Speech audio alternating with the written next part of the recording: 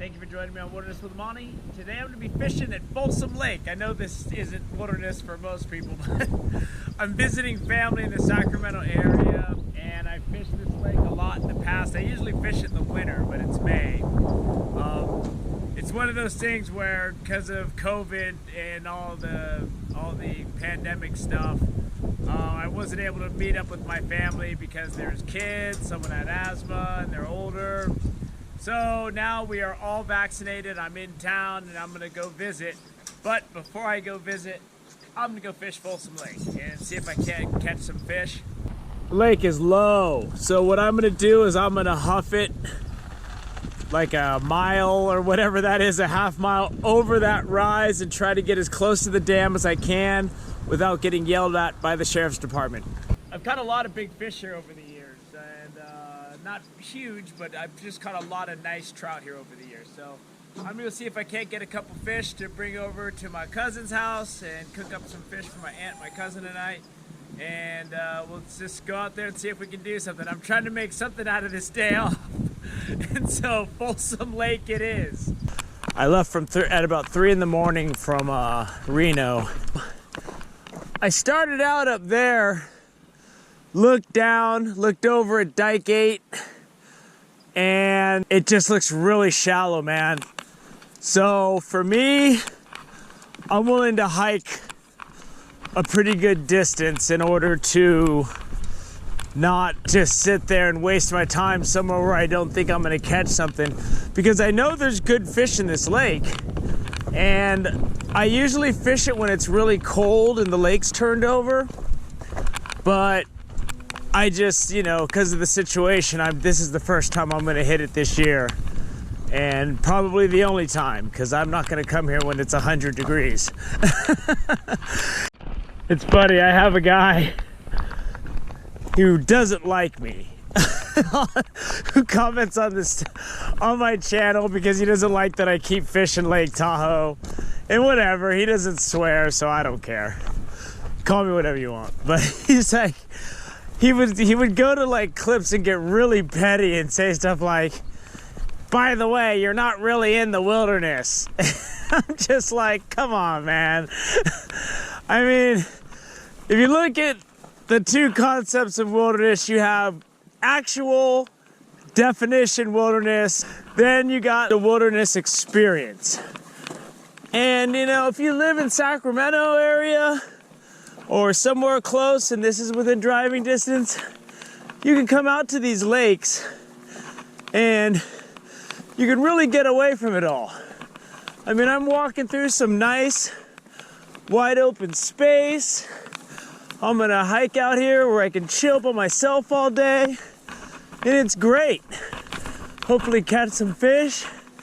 Now I'm coming upon something here that someone spent an awful lot of time building. It's interesting. Definitely got me to stop and look at it. That point looks interesting, and it looks like it has a windbreak.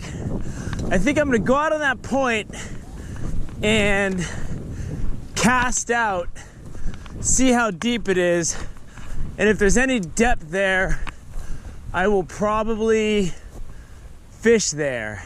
What we got here? I'm gonna go ahead and cast out and check it out. 1, 2, 3, 4, 5, 6, 7, 8, 9. That is really shallow. I think I'm gonna head over and see if I can't get closer to the dam. If I see a sign, I'll stop it.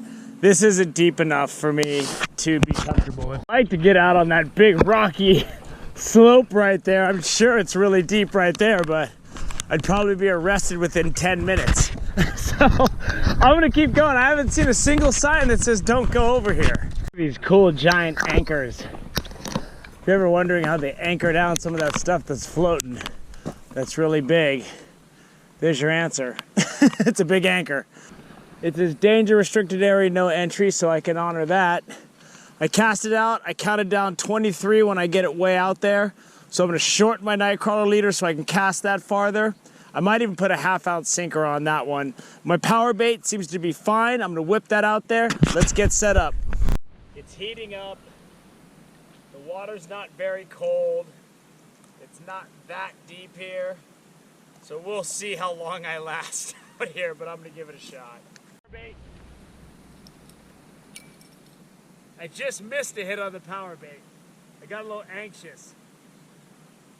There's fish here. He's hitting it now.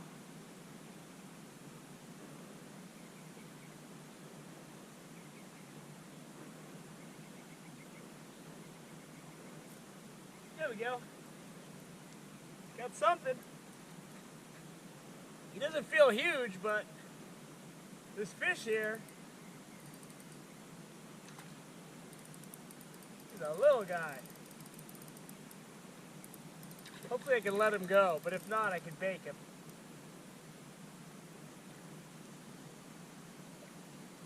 There we go. There's bigger fish than this in here, I know it, but I don't know about, with the water this warm, I don't know if the big fish are going to be in close. He's fighting. This guy looks like a planter, hasn't been in here that long. I was able to pop that little tiny hook out. He's small. I'm going to let him go. Whoa, there he goes. That thing shot. He almost skipped out of the water. He swam away so quick. There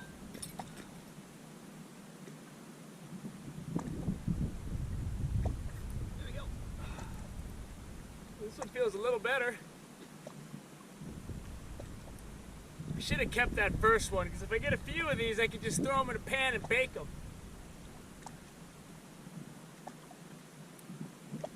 Feel a little better. Hey man, this is better than sitting inside watching TV, visiting my family. I can see plenty of them this evening. I'm counting this as visiting.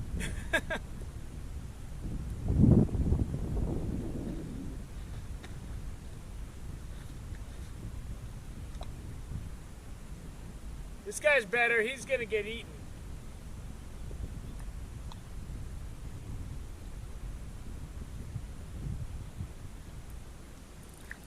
Woo!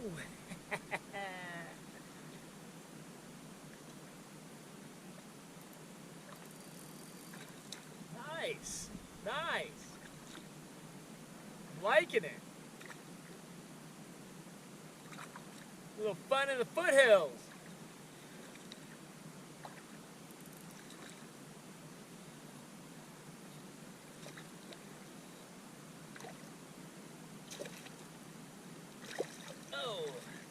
Not bad.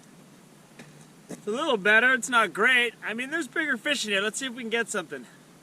Well, I'll spare you the line. If that fish was 12 inches, I got him packed away. So Folsom Lake is usually a lake that I'm going to fish in the winter time. I usually come at Christmas time, and then I'll come again in February, and I'll fish here, or Lake Natoma. Lake Natoma has some pretty big trout. But it's the kind of place you're going to get skunked 5 times and catch a fish once. And if you miss the one bite, that's the fish. And they're usually pretty big. Dike 8 is over there. Those hills right there, that's Folsom Point. And that's where I'm parked. So I got to hike all the way back over there. But I got a couple fish here, you know. On I think it's either on my fishing tips playlist or it's on my variety playlist. I have a clip called Why When Reservoirs Get Cold, Trout Fishing Gets Hot, and I talk about why in lakes like this or Don Pedro, lakes in the foothills, why the fishing gets so good when the water gets cold. That's why you really don't see me fishing in the summertime in reservoirs. I'm usually fishing up in the mountains, in the higher altitudes, fishing alpine lakes and stuff. So, you know, you got Dike 8 there, you got Folsom Point. When the water's higher, you got much deeper water. But there's fish here. I got a couple fish. I should have kept them both. Trout that size are really easy to cook, you know. You could throw some foil in a baking pan, smear butter on it, throw the fish on there whole, salt, pepper, in and out, you know, maybe throw some onions and stuff like that, and just bake them. I have a clip on my variety playlist where I bake trout. That's basically what I do when I catch trout of that size. You know, bigger trout I like to fillet them and stuff, but you're in the Sacramento area and you're having a tough time, the home life is loud and busy and you just want to get out of there. If you're a guy or a gal or you want to take the kids out, you come out to a place like this and it's awesome. You know, I laid out here all day, it's nice and quiet, and I just fished and caught a couple trout and had a good time. So there's nothing wrong with that. You know, Folsom Lake's a good option. It's a good place to have a good time and go swimming and stuff in the summer, but it's a great time to go fishing in the wintertime. This is a good wintertime lake I can do when I'm visiting family, and if there's too much snow up it to go up to like Ice House Lake or something on really heavy snow years. So thank you for joining me on Wilderness with Amani. Until next time.